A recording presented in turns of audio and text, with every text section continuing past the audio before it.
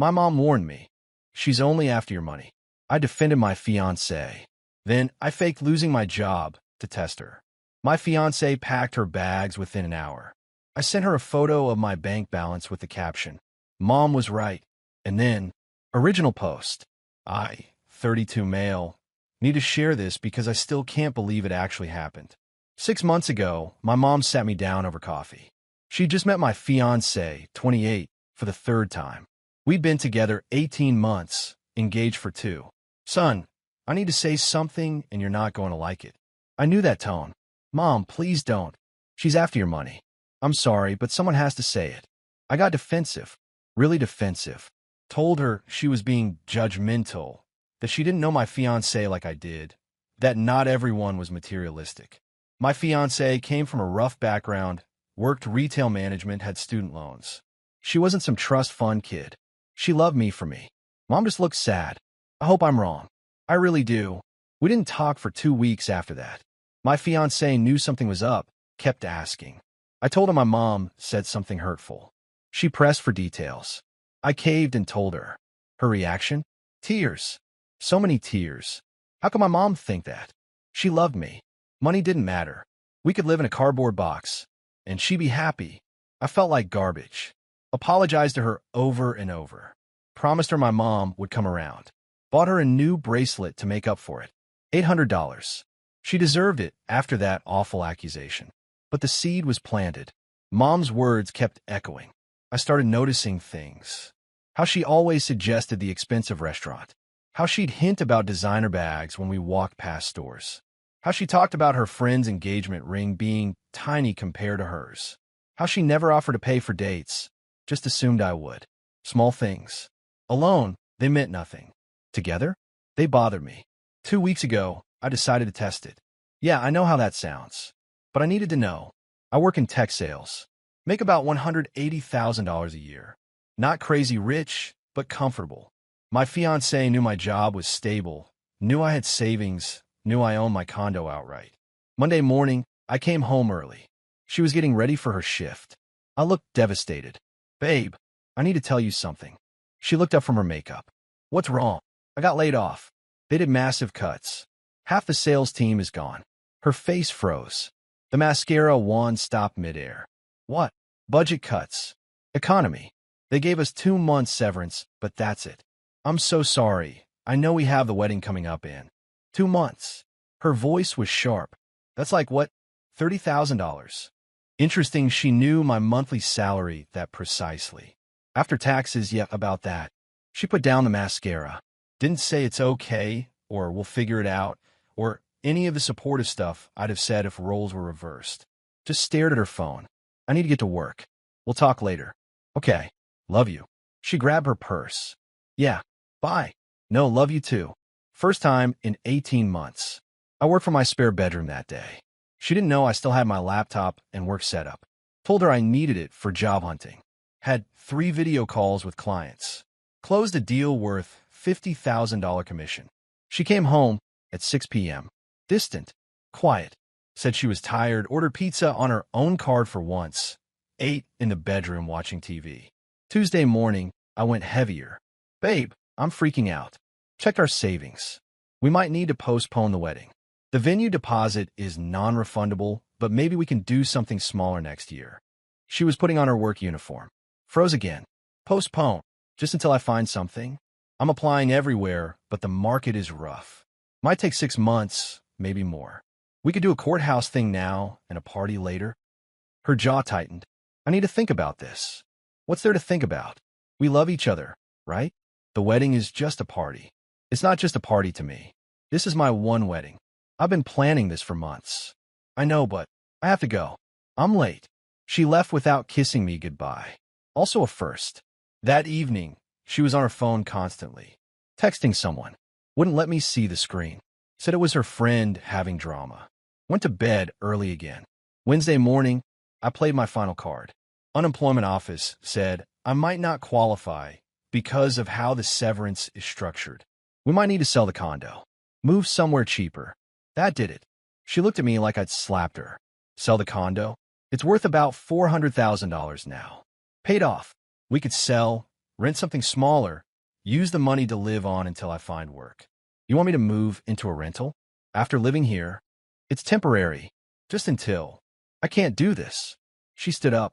I can't live like this. Uncertain. Unstable. I grew up poor. I swore I'd never go back to that. So you're saying you'd leave me over money? I'm saying I can't be with someone who can't provide stability. That's not wrong. That's smart. Smart. Like it was a business decision. So that's it. I lose my job and you're done. Don't make me the bad guy here. I have needs. Expectations. You met them when we got together. Now you can't. That's not my fault. Expectations. Like I was a subscription service. Give me a few days to think, she said. I need space. She went to work. I waited. For PM, I got a text. Coming home early to pack some things. Staying with my friend for a bit. Need to clear my head. 5:15 p.m. She walked in with her friend. The same friend who apparently had all that drama yesterday. They went straight to the bedroom. I sat in the living room, listening to drawers opening and closing. Hangers scraping. Zippers zipping. 40 minutes. That's how long it took her to pack up 18 months of our life together. She came out with 2 suitcases and 3 bags. Her friend carried a box of shoes. I'll get the rest later, she said. Not I'll be back. Or this is temporary. Just a logistics update. So you're leaving. I need space. Like I said, space. Right. I pulled out my phone. Opened my banking app. Took a screenshot of my checking account balance. $147,382. Then my savings. $238,456. Then my investment account. $312,883. Sent all 3 to her in a text. Added, Mom was right. Her phone buzzed. She looked down. Her face went white, then red, then white again. What? I still have my job. Never lost it. Had a call with clients an hour ago. This was a test. You failed spectacularly. Her friend's mouth dropped open. My fiancé just stood there, suitcases in hand. You lied? You tested me. You left me over money within 48 hours. Yeah, I'd say the test revealed some important information. That's manipulative. That's psychotic. What's psychotic is packing your bags before even trying to work things out. What's psychotic is dating someone for 18 months and bailing the second things get hard. Her friend tried to intervene. You can't just trick people like that. And you can't just use people as ATMs and call it love. Get out. Both of you. We need to talk about this. My fiancé was crying now. You don't understand. I panicked. I wasn't thinking clearly. You were thinking very clearly. You were calculating. I saw it happen in real time. Please, can we just... No. Leave your key on the counter. You made your choice. She stood there for a solid minute. Her friend whispered something. Finally, she put the key down. Hard. It skittered across the granite. You're going to regret this. I already regret 18 months. I'll survive. They left. The door slammed hard enough to rattle the pictures on the wall. I sat there in the quiet, weirdly calm. Then I called my mom. Hey, sweetie. Everything okay? You were right. About everything. I'm sorry I didn't listen. Silence. Then, oh honey. What happened? I told her. Everything. She listened without interrupting. Come over for dinner tomorrow, she said finally. We'll figure out next steps. Next steps? Weddings canceled, I assume. Deposits to deal with. Venue contracts. She's going to make this difficult, isn't she? Mom knows people. Yeah, probably. We'll handle it. Together. That was 3 days ago. Already got 32 texts from my fiancé, ranging from apologetic to angry to desperate. Blocked her number this morning. Her friend tried to call from her phone. Blocked that too. My best friend thinks I went too far. You set her up, man. That's cool. Maybe. But better to find out now than after the wedding. Update 1. 5 days later. Things escalated fast. Buckle up. First, my fiancé showed up at my door Thursday morning. 7 a.m. I was getting ready for work. Doorbell rang. Checked the camera. Her, looking like she hadn't slept. No makeup. Yoga pants and a hoodie. Didn't open the door. Talked through the ring. What do you want? Please let me in. We need to talk. We don't. 5 minutes. Please. I made a mistake. A huge mistake. I was scared and stupid, and I wasn't thinking straight. You were thinking very straight. You calculated your exit strategy in under 48 hours. That takes planning. I panicked. I grew up poor. You don't understand what that does to someone. Plenty of people grow up poor and don't bail on their partners the second things get tough. She started crying. Real tears this time, not the pretty ones. I love you. I really do. The money stuff it triggered something. I need therapy, I know, but we can work through this. Please. You chose money over me. That's not something you work through. That's who you are. That's not who I am. I made one mistake. You made a choice. Own it. What about the wedding? What about our plans? What about them? You packed your bags. Those plans died when you walked out with your suitcases. I'm not giving up on us. There is no us. There's you, realizing you lost access to a comfortable lifestyle. That's what you're fighting for. Not me. I closed the Ring app. She stayed on my doorstep for 20 minutes before leaving. Gotta work. 3 emails from her in my personal account. Long ones. Essays about childhood trauma, fear of poverty, making mistakes, deserving second chances. Move them to spam. Lunchtime, her mom called. Didn't have her number saved. Answer by accident. You need to forgive my daughter. Hello to you too. She made a mistake. She's human. You're being cruel. I'm being honest. She left me over money. That's who she is. She panicked. She has anxiety about finances because of how we grew up. You don't understand how hard it was for us. I understand that lots of people have financial trauma and don't abandon their partners. She made a choice. I'm respecting that choice. You tricked her. You lied. I tested her character. She revealed it. That's on her, not me. The wedding is in 4 months. Do you know how humiliating this is for her? Should have thought about that before packing her bags. I'm calling your mother. We'll sort this out as families. You do that. My mom already knows the whole story. She won't be sympathetic. She hung up. Not before telling me I was making the biggest mistake of my life. That afternoon, the real mess started. The venue. I put down an $8,000 deposit on my card. Contract said non-refundable unless canceled 180 days out. We were at 120. Called them. Explained the situation. They were sympathetic, but firm. Policy is policy. Deposit is lost. Fine. I could eat $8,000 to be rid of her. Cheap lesson, really. Then my fiancé's friend posted something on social media. Didn't tag me, but it was obviously about me. Some people show their true colors when they have power. Manipulation and cruelty aren't tests of love. They're abuse. Praying for my friend who deserves so much better than a narcissist who plays games with people's emotions. Didn't respond. But my friend saw it. Started asking questions. I explained what actually happened. Word spread fast. The narrative shifted. People who knew us both were commenting, wait, she left him because she thought he lost his job? Her friend tried to control it. More posts about financial abuse and manipulation tactics and gaslighting. But the story was out. She left at the first sign of trouble. Most people saw through the spin. Friday evening, my fiancé sent a different kind of message. Not apologetic. Angry. You know what? You're right. I made a choice. And I'm glad I found out before the wedding that you're the kind of person who plays games and manipulates people. You're sick. I deserve better than someone who would test me like that. Have a nice life alone. Hope your money keeps you warm at night. Finally, the real person underneath. Didn't respond. Saturday morning, here's where it got legally interesting. Got an email from a lawyer's office. Her lawyer. She's demanding $15,000 for emotional distress caused by my fraudulent behavior. Half the venue deposit refund, which doesn't exist because it's non-refundable.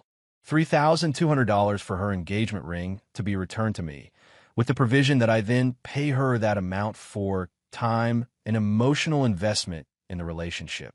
I actually laughed out loud. Call my own lawyer. Family friend who does contract stuff. He read the demand letter. This is nonsense. You can't sue for emotional distress because someone pretended to lose their job. And the ring stuff? She left you. She has no legal right to compensation. So I ignore it. I'll respond. Professionally. Basically telling them to pound sand, but in legal language. What about the ring? That's trickier. Depends on the state. Engagement ring is generally conditional on marriage happening. Marriage isn't happening. You could legally demand it back. I want it back. Then we demand it back. She has two options: return it or we sue for its value. That was yesterday. His response went out this morning. Firm but polite. My client rejects all demands. The engagement ring must be returned within 7 days or legal action will follow. All further communication must go through this office. Waiting to see how she responds. Meanwhile, I told my mom everything. She wants to meet me for dinner tomorrow. Said she has some things to tell me that I need to hear. Not sure what that means, but it sounds ominous. Update 2. 2 weeks later. Mom's dinner was eye-opening in ways I didn't expect. We met at her place. She made my favorite meal, which should have been my first clue something heavy was coming. So, she said once we sat down, I need to tell you something I probably should have said months ago. About my fiancé, about your father. That stopped me. Dad died when I was 8. Heart attack. Don't remember much. Your father was a good man, but he had a problem. He attracted users. She pulled out her phone, showed me photos I'd never seen. Dad with different women before he met Mom. Several of them. He dated 3 women seriously before me. All 3 left him when money got tight. He had a business that went under when he was 26. First girlfriend gone within weeks. Started another business at 29. Did well. New girlfriend. Business hit a rough patch. She left. Third girlfriend lasted longest. But when he told her he wanted to leave corporate and start his own firm, she said she couldn't be with someone unstable. I didn't know any of this. He didn't talk about it, but he told me before we got married. Wanted me to understand why he was so careful. Why he tested me. He tested you? 6 months in, he told me his business was failing. It wasn't. He wanted to see how I'd react. I stared at her. What did you do? I told him we'd figure out together. Asked if he needed help with his resume. Offered to get a second job. Started looking at cheaper apartments we could move into. She smiled. He proposed 2 weeks later. Told me the truth. Said he'd never met anyone who stood by him instead of running. So, this runs in the family? The attraction to gold diggers. You're successful, kind, and trusting. Yes, you'll attract people who see opportunity. Your father learned to spot them. I learned from him. I try to teach you, but some lessons you have to learn yourself. We sat there for a minute. Then she said, she's going to get worse before this is over. They always do. How much worse? She'll try to make you look like the villain. She'll recruit people to her side.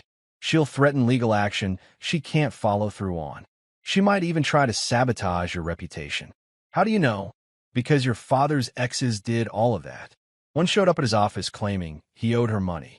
Another told people he'd been abusive. The third tried to get him fired by calling his boss with fake complaints. What happened?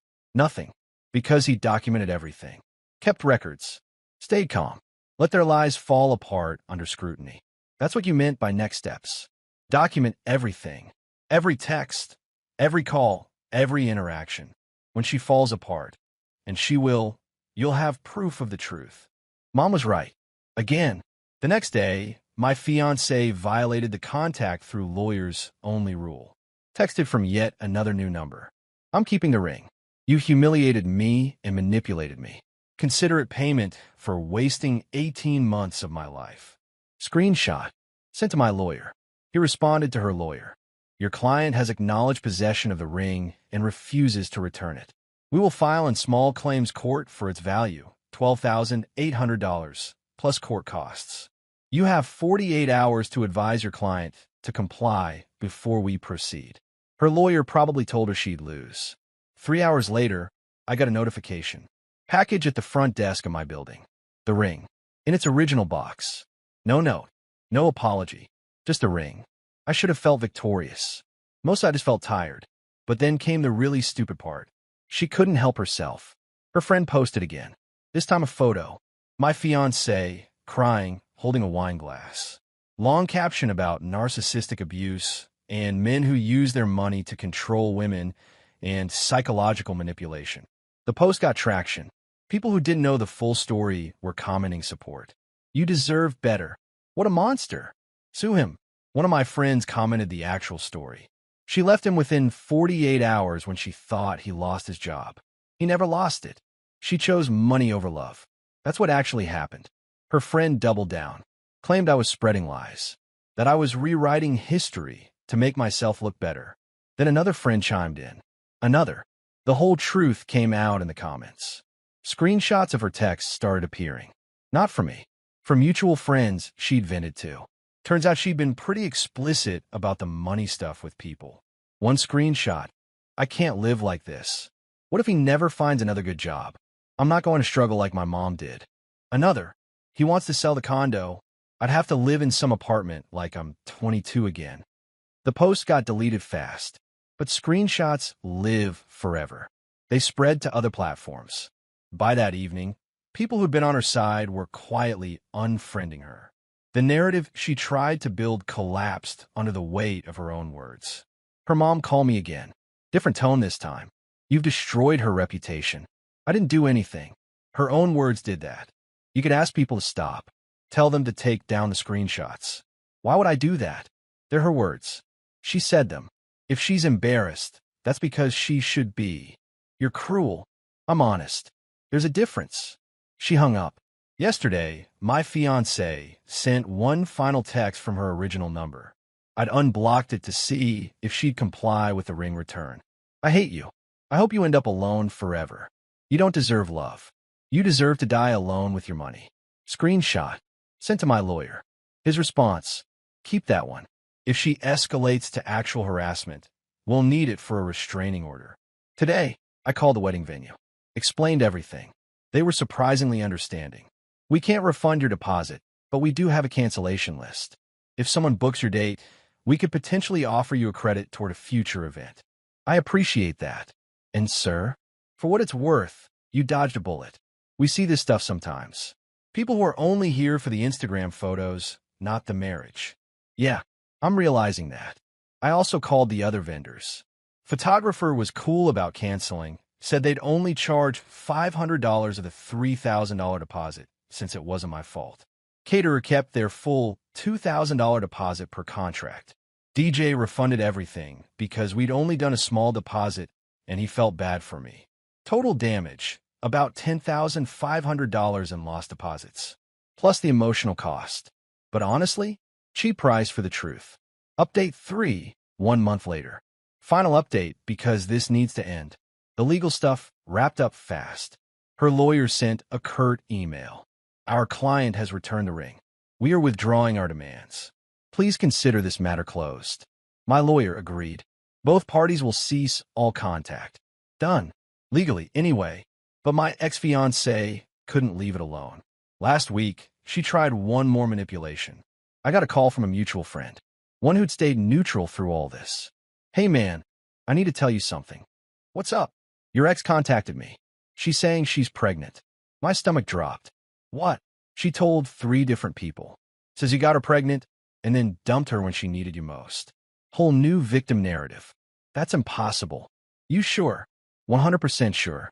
We stopped being intimate 2 months before the fake job loss thing. I was working on a big deal, barely home, and she was always complaining about it. So she's lying? She's lying. That's what I thought. But she's telling people. Her mom posted something vague about new challenges and being a grandmother. The implication is obvious. I call my lawyer. Explain the new lie. That's defamation if she's saying you abandoned a pregnant woman. But we need proof she's lying. How do I get proof of something that doesn't exist? You can't prove a negative. But if she's claiming pregnancy, there's a timeline. And medical records. If she tries to make this official, we can challenge it. She won't make it official. She's too smart for that. She'll just let the rumor spread. Then we wait. Liars always slip up. Took 3 days. Her best friend posted a birthday brunch photo. My ex in the background. Champagne glass in hand. Caption. Mimosas and birthday wishes. Screenshot. Sent to every person she'd told about the pregnancy. Interesting how pregnant women could drink champagne. Almost like she's lying. The pregnancy story collapsed faster than the original narrative. People started questioning everything she'd said. Her credibility was gone. Her mom called one last time. You're harassing her. I'm getting a lawyer. Tell your lawyer that making false pregnancy claims is defamation. I have documentation of everything.